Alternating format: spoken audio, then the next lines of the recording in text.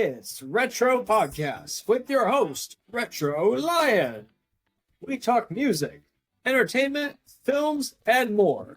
And now, here he is, live, Retro Lion. Bob, how you doing? I'm doing great. You live in Vegas, is that correct? I do, yes. And what is Vegas like? Well, I'm originally from Southern California, so I was born and raised there. I never thought that I'd leave it. But I came out here in 2012 to do Rock of Ages. Nice. And family was still in LA. I thought the show would run like 6 months to a year. It almost ran 5 years. So ended up selling the house in LA, and we moved here and been happy ever since. Nice. And is everything like what you'd see in the movies with Las Vegas? Do you get to see like the neon signs and the billboards and the big buildings? Yeah. I mean, we live in the suburbs, basically in Henderson. So it's just a normal neighborhood, you know. I drive to the Strip every day because I manage 2 art galleries called Amazing Gallery. Check them out. Really cool stuff online. Amazing.com. So I drive to the Strip every day. So my wife and I rarely go to the Strip because of that. So, and here comes my cat.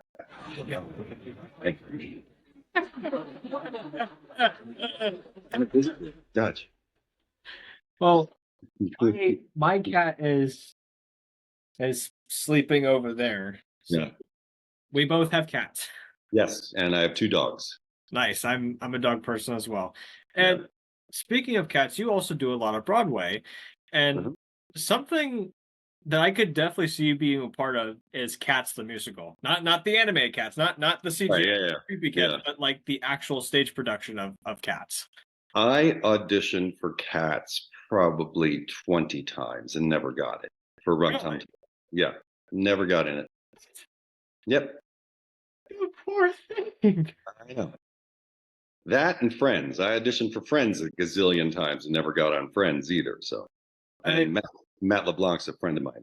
Nice. And was that the character I assume you were auditioning to portray on Friends, or was it a different? No, just like guest stars. Oh, really? Yeah, no. Nice. No, it's funny because I had talked to Matt prior to him getting Friends. We were both doing our thing. And then I believe I went to New York to do Starlight, and that was in 86, 87. Then I came back and we reconnected, and he was doing some side stuff here and there.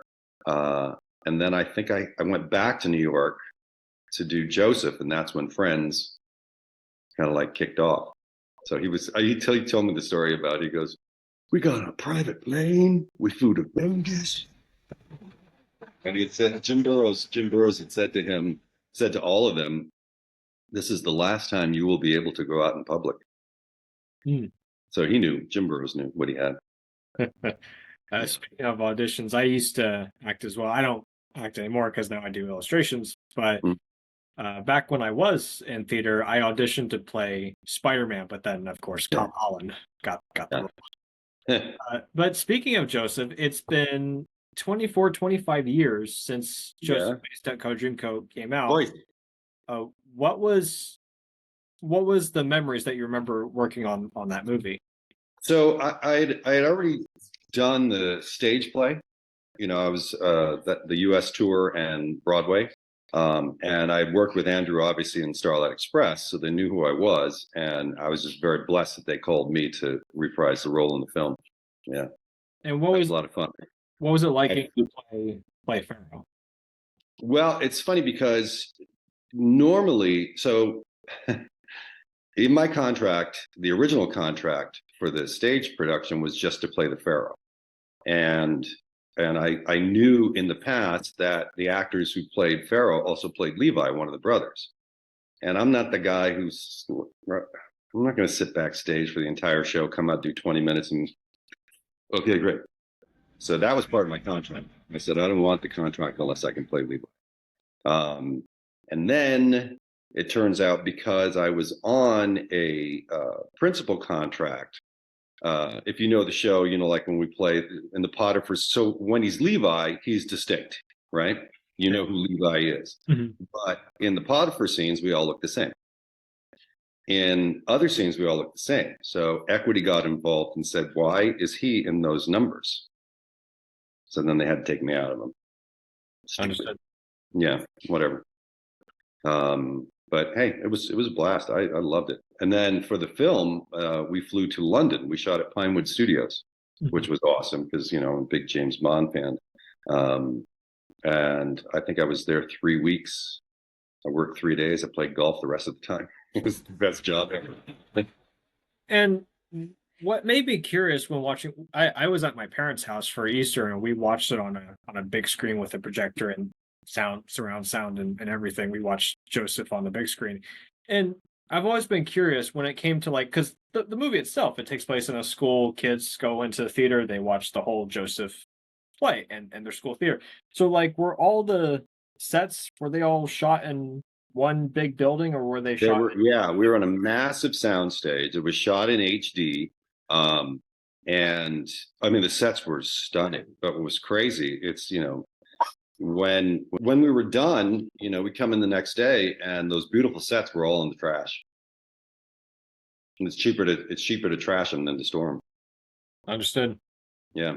And speaking of films, you did 2 movies with Dwayne "The Rock" Johnson. You did Race to Witch Mountain. You also did The Game Plan. My mother loves The Game Plan. It's one of her favorite movies. Getting to work with The Rock, what was that experience like? It was awesome. I mean, it's just, first of all, he's the size of a house. When he comes, hi, I'm Dwayne. Hi, Dwayne. No, really, really nice guy. Very cool. And I was 9 when I went and saw Race to Witch Mountain in the movie theater, and I originally thought it was a sequel to Star Wars. Oh, how funny. Because I remember on the TV, there were stormtroopers, and Sure. 2 guys dressed as stormtroopers. I thought, if the stormtrooper, is this a sequel to Star Wars? I was like, no, it's not a sequel to Star Wars. Yeah. Yeah. That was cool. So the same director for She's the Man, Reefer Madness, Game Plan, Race to Witch Mountain is a dear friend of mine, Andy Fickman. And I met Andy when I auditioned for Reefer Madness, the stage play. So the writers of Reefer Madness, Kevin Murphy and Dan Stundy, were also writers on Honey, I Shrunk the Kids, the TV series. So I went out and I played this gangster ghost, which was really cool, really fun stuff to do. And then when we were done, Dan shows up at my door and says, hey, I got this script I want you to read. And it was I was the first to read Reefer Madness. And in the stage play, Jack and Jesus are the same character. Mm-hmm. In the film, it's not. In the film, they soundcast everything. So that would be a waste. But I did love the fact that Jack was Jesus, So that's how I got into all of that. So Andy, he's got his stable of players, and he just literally called me, I think 2 days before I shot Race to Witch Mountain. Hey, what are you doing Wednesday? I said, I don't know, Andy. What am I doing Wednesday? So that was cool. That was very cool. And what was your biggest inspiration for becoming an actor? I mean, it started in high school. I was a big jock, and I was, a bit of a prankster and a jokester. So my start was I auditioned for and I told everybody I'm going to audition for this musical, and they're like, Torti, shut up. And I did. I auditioned. I was a freshman in high school, and it was right before football practice. And I went in full football gear, literally holding me. I sang Yesterday by the Beatles. Yesterday, all my buddies, it was cool. But I got cast in the chorus, and I was like, all right, let's give this a shot. Well, let's break it down. The reason guys get into theater is because of the girls. That's why I was going to dance class 7 days a week. I'm not there learning the dance. There's some chicks. So I just kind of stuck with it. Got better because I was horrible. Couldn't sing, couldn't keep it, pitch, a note, whatever. Then I started getting the leads. Then right out of high school, we did a production. We started our own theater company with my theater director, who's since passed, Ray Cavallari, and Ed Archer, who's the musical director, who is still with us. we started a thing called Camille Ensemble, and Camille was Ray's mom. And the first production we had done was Godspell, and I played Jesus. I was 17 and a half. The show was a huge success. And one night, Universal Studios just happened to be in the audience. So they signed me to a 7-year contract deal. Yeah. That is really cool. 17, yeah. And I just started watching a movie that you were in with Tom Hanks. I'm sorry, I just had a brain fart. I literally forgot the name of it. That Thing You Do? That's the one. Thank you. And what was that experience? So I got a call from the casting director, who was a big fan of Broadway, and he had said, I want you to come. There's nothing in this for you, but I want you to meet Tom anyway. So I was like, oh, absolutely. So he says, dress retro, 50s. And of course, I sang in a doo-wop group, so I had my red sharkskin suit with the thin lapels, a little thin black tie. And I drive out to Santa Monica. It's a tiny little room. It's like maybe 10 by 10. And I walk in, and there's Tom, and there's the casting director. And Tom throws me his cleats. So it's like crease and want to bring around front. So that's how it started. I read for him, I sang for him, and it was great. And then I left, and this is how long ago it was. My beeper went off, and I had a beeper that had 3 different tones: agent, manager, and emergency. And the emergency tone went off, so I had to pull over, find a payphone, and I called my manager, and I said, "What's up?" He goes, "You got the job." And I said, "What job? I thought there wasn't one." So he goes, "Here's the deal: you got to sign an NDA, because they had hired Tony Bennett to play the role.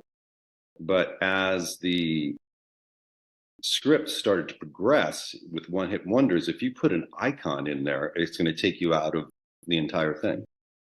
So that's how I got lucky enough to do that. And I got where is it? I got a gold record.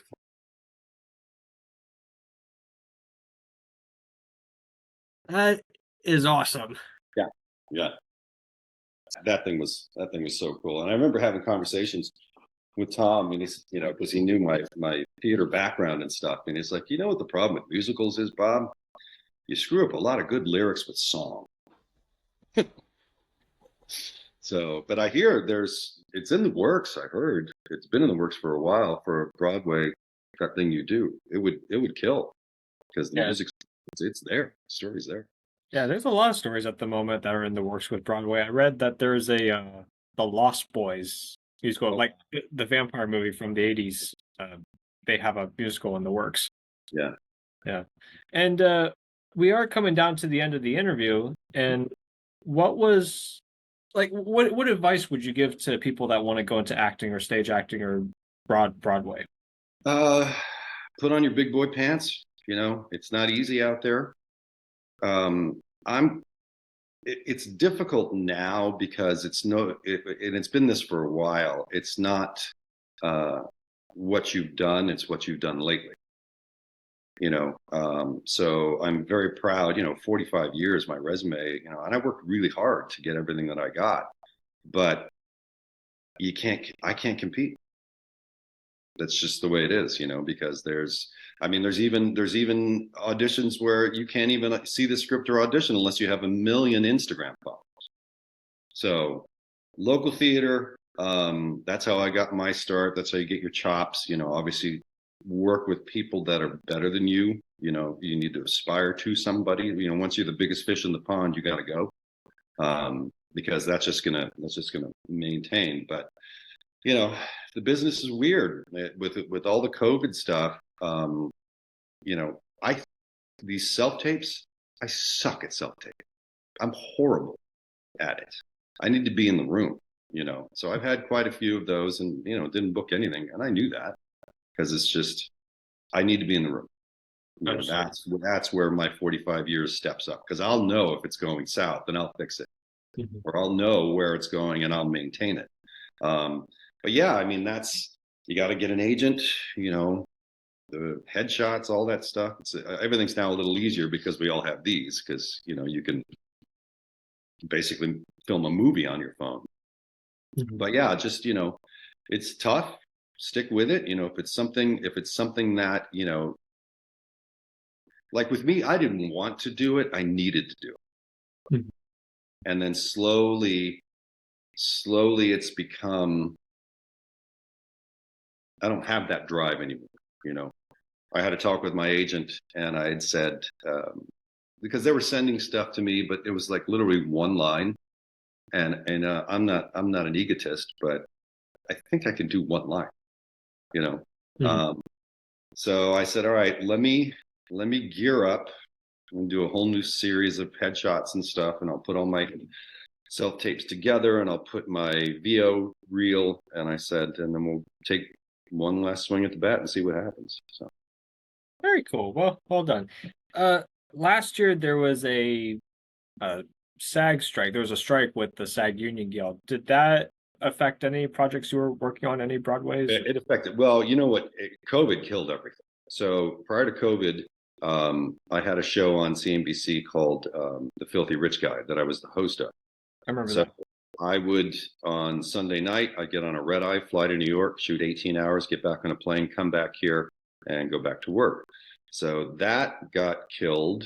I had a very successful real estate business where I was focusing on getting entertainers out of their apartments. So I got some good friends of mine into houses. You know, I said, you're paying less now and you own something.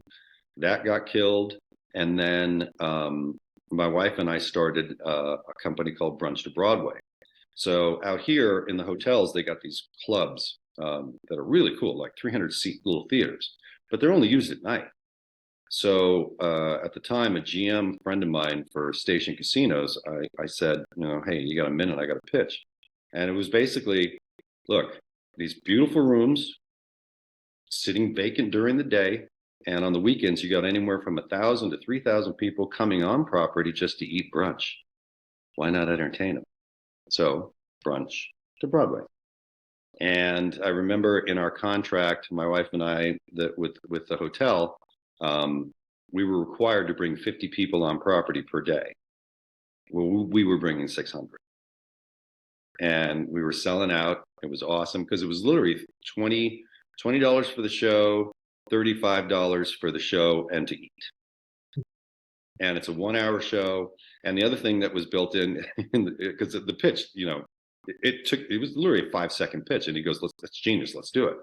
I had said, and the other thing, we don't need a special event. You know, our demographic is age 50 to dead. And that's my demographic. And they're already here. So they don't go out at night, but they go out to eat. And that was the success of it. And then COVID hit, shut that down. All of my contacts, everybody picked up and left.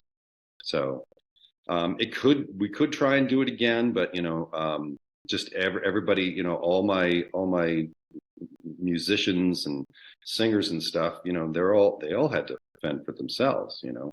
So, and they're all doing that. But it was great. It was a really fun show. And real quick story, I got a phone call from the GM saying that The Godfather wanted to have a sit down with him. And I'm going, The Godfather? We're in Vegas. What the heck? So I go and I meet, his name is Mark Wayman, really good friend of mine. Him and his wife, Ann, are just incredible people, and they give so much back to charity. And I had a meeting with him, and he goes, I just want to meet the guy who came up with this brilliant idea because I have nowhere to take my 85 or 84-year-old mother. So, yeah. I miss it. Yeah. Well, I understood. And my mother wants to know, do you have a favorite board game? We have a game here. I don't know if it's really a board game. It's called Shut the Box. So it's a dice game with numbers. And you just roll 6, then you close 6. This, that. So it's like that's the closest board game. Yeah. Oh no, that's not true. We are Sorry Fanatics. Great game. Yeah, absolutely. You're all the way there, and it's like, oh, I just lost. Yeah, sorry. It's a really fun game. Was thinking of Cranium the other day. Yeah, okay. Yeah. I was like, is Cranium still around or I'm sure they all are. yeah. Well, Bob, thank you again for joining today's episode. This is actually the 3rd episode. Oh, sweet. Thank you for joining. Well, thank you for having me. Thanks for listening. Be sure to like and subscribe to our YouTube channel. Follow us on Spotify and follow us on Instagram. See you next week.